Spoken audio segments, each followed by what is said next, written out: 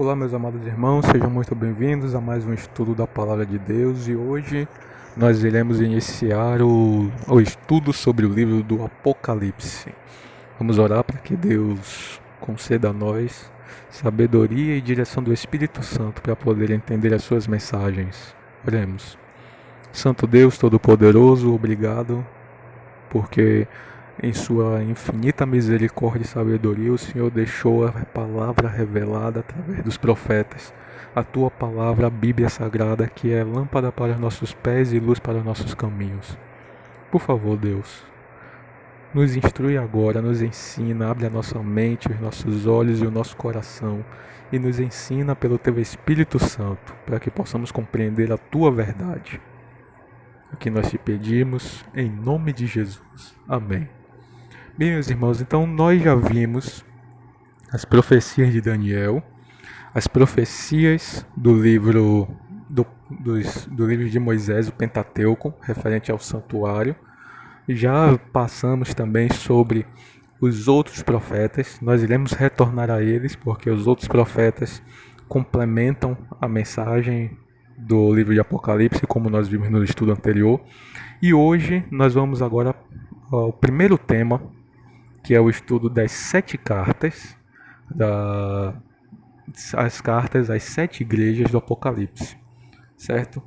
Então, o livro do Apocalipse ele começa dizendo que bem-aventurado aquele que lê e que ouve a palavra dessa profecia e guarda as coisas que nelas estão escritas, pois o tempo está próximo. Então, o interesse de Deus para as nossas vidas é que nós conheçamos as profecias, em especial o livro de Daniel e de Apocalipse. Então, o livro de Apocalipse, como nós vimos, significa revelação.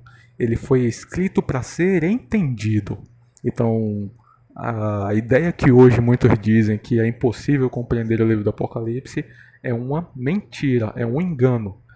O livro do Apocalipse é a revelação de Jesus sobre a pessoa de Jesus, sobre as coisas que em breve acontecerão. E a vontade de Deus é que você conheça mais sobre os planos do Senhor. Ele foi escrito na ilha de Patmos. João ele foi levado preso para essa ilha e, segundo diz a história, ele tinha sido condenado à morte e ele seria jogado num poço de óleo fervendo, mas ele não morreu. Então o imperador romano enviou o João para ficar preso em Patmos. Como ele não morreu lá, depois de muito tempo, ele foi liberto e foi permitido que ele retornasse e tivesse uma prisão domiciliar em Éfeso. Curiosidade é que nos tempos dos apóstolos, havia a crença de que João não morreria. E é por isso que o Evangelho de João, em sua parte final, ele dá a explicação dizendo que Deus não disse que João não morreria, mas que ele viveria por mais tempo. E de fato João foi o último apóstolo a morrer. O Evangelho de João foi escrito quando ele retornou para Éfeso. Foi o último livro da Bíblia escrito. E é por isso que ele é diferente dos outros evangelhos, porque ele queria passar uma mensagem de renovação da espiritualidade, da fé. Todos os apóstolos haviam sido mortos, os cristãos haviam sido perseguidos. Então, quando João retornou de Patmos, ele escreveu o Evangelho de João com o intuito de renovar a fé dos crentes naquela época. Agora vamos ao texto de Apocalipse, né?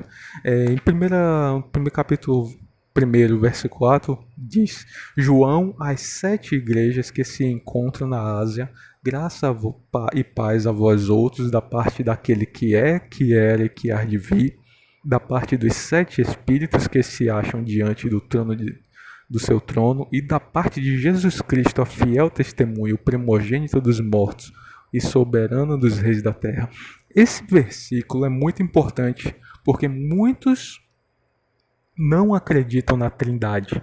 Embora a palavra Trindade não esteja na Bíblia, seja um termo que foi criado depois pelos teólogos, o seu conceito é bíblico, porque nós vemos em Gênesis que Deus criou todas as coisas através de seu Filho e o Espírito de Deus pairava por sobre as águas. E agora, no Apocalipse, é dito, há uma saudação especial da parte de Deus Pai, da parte dos 7 Espíritos, que é o Espírito Santo de Deus, e da parte de Jesus Cristo. Isso mostra que o Deus é um Deus triuno.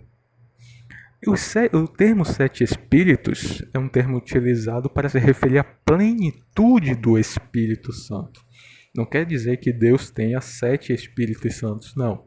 É um Espírito Santo, mas aqui ele é apresentado em sua plenitude, como nós vimos no estudo anterior.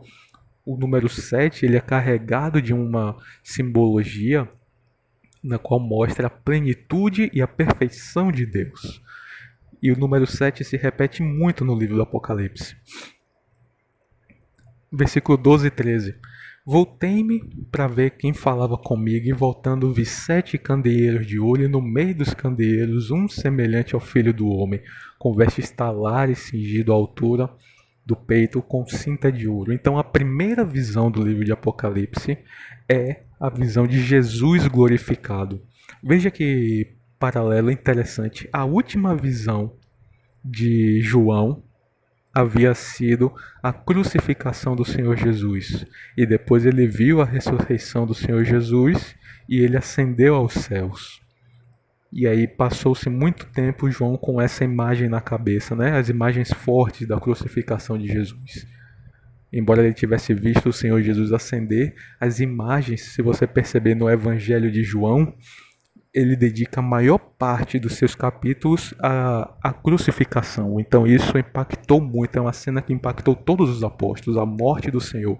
E agora Deus revela a ele esse mesmo Filho do Homem, o Senhor Jesus, agora com uma visão glorificada. E é uma visão maravilhosa, Jesus vestido com veste de sumo sacerdote no santuário celeste, glorificado por todos os anjos. Então essa é uma mensagem de esperança para agora o velho João, já idoso, com quase 90 anos de idade. Ele viu o Senhor andando por meio dos candeeiros, e nós vamos ver mais à frente a imagem que ele contemplou do Senhor Jesus, como ela também se confunde com a imagem do próprio Deus. E ele andava no meio dos 7 candeeiros. Cristo, isso significa o ministério sacerdotal de Cristo. Os candeeiros ali, eles representam as 7 igrejas, como nós vamos ver na frente, né?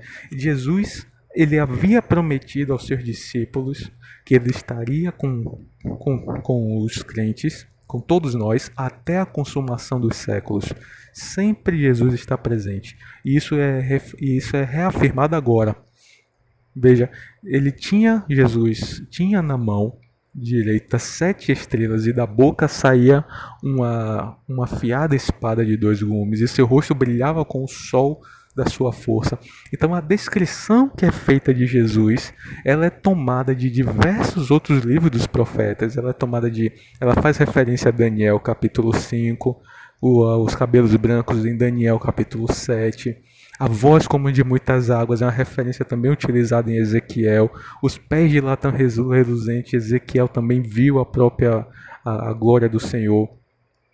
E os sete estrelas na mão do Senhor representam um símbolo de poder. E conforme o verso 7, essas 7 estrelas são os 7 anjos, ou mensageiros enviados às igrejas.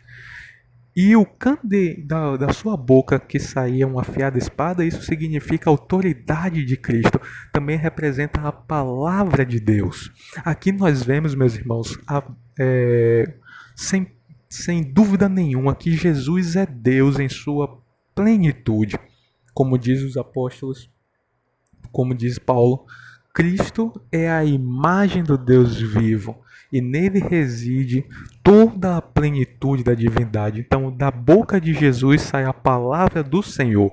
Então, Jesus é o Senhor. Se ele é confundido nas imagens, ele é confundido com o próprio Deus.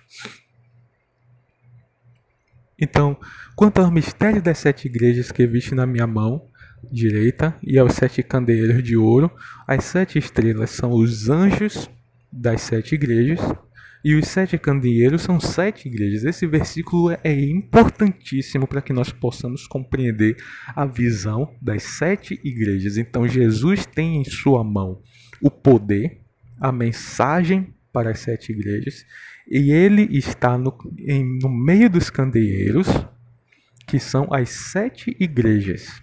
O que é que isso significa? A visão mais ou menos que João teve foi essa. O sumo sacerdote mantendo as velas do candeeiro no lugar santo acesas. Esse candeeiro de 7 velas, ele deveria sempre estar aceso. Ele era cheio de óleo.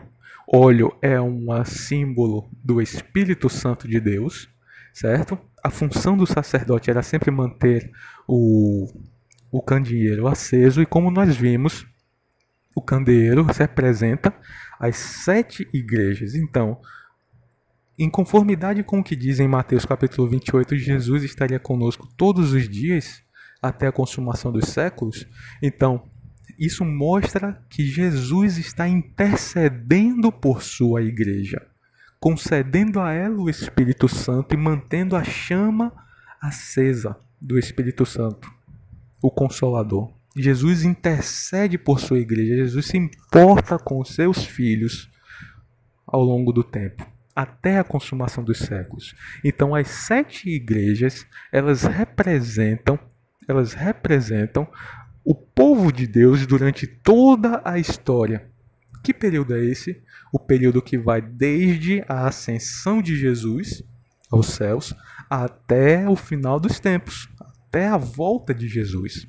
As 7 igrejas, então, representam os 7 períodos nos quais Deus dividiu para contar a história desde o início desde a sua ascensão aos céus até o seu retorno. Então veja o versículo 1, versículo 10 e 11.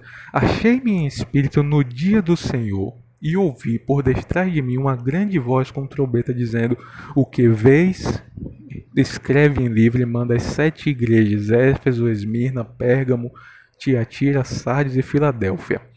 Em primeiro lugar, achei-me em espírito. Isso quer dizer que João teve visões. Espírito na Bíblia significa, é um termo utilizado, espírito com letra minúscula, certo? É um termo utilizado para significar mente, pensamento, intenção. Quando Jesus diz: em verdade eu vos digo que o espírito está pronto, mas a carne é fraca, ele quer dizer justamente isso. Suas intenções são boas. Você quer servir a Deus. Entretanto, as suas ações ainda precisam ser restauradas. Fato é de que ele disse isso para Pedro, e Pedro disse que nunca iria negar a Cristo. E momentos depois, Pedro negou a Cristo. Então, Pedro tinha a plena convicção de que Jesus era o Senhor e o queria servir.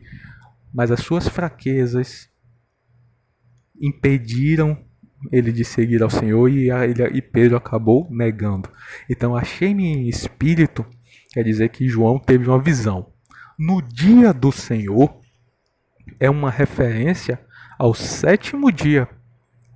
Em toda a Bíblia, você percebe que o sábado é dito como o sábado do Senhor, os meus sábados, como nós já vimos em alguns estudos passados. Então, o dia do Senhor não é uma referência ao domingo. Hoje, muitas pessoas, infelizmente, dizem que o termo aqui utilizado se refere ao domingo, Die Domini. Die Domini em latim significa dia do Senhor. Mas sabemos que o texto foi escrito em grego e que na Bíblia o dia do Senhor é referido como sábado, certo? Então, no sábado, João teve visões e recebeu ordem de escrever cartas às 7 igrejas. Essas 7 igrejas são igrejas reais, elas de fato existiam. Mas na Ásia, naquela região existiam muito mais do que 7 igrejas. Então, essas 7 igrejas, perceba que ela foi escolhida porque representam também um caminho, um percurso a ser seguido. E como nós vimos na primeira visão, veja que essa é a segunda visão que Paulo irá ter. A visão das 7 igrejas é a segunda visão. A primeira visão foi a visão de Jesus glorificado no meio dos candeeiros, no santuário. Nós vimos que o candeeiro sempre simboliza as 7 igrejas, e agora as 7 igrejas, elas representam o povo de Deus durante toda a história da humanidade. Então, as cartas foram dirigidas a essas igrejas porque elas são uma sombra do que representa o povo de Deus ao longo da história humana. Certo? Avançando, veja que todas as cartas elas têm elementos em comum. Ela começa com a apresentação do próprio Deus, depois há um elogio, uma reprovação, um conselho e uma promessa. A única carta que, diferente das outras, é a carta de Laodiceia. Nela não há nenhum elogio, há apenas reprovação e conselho.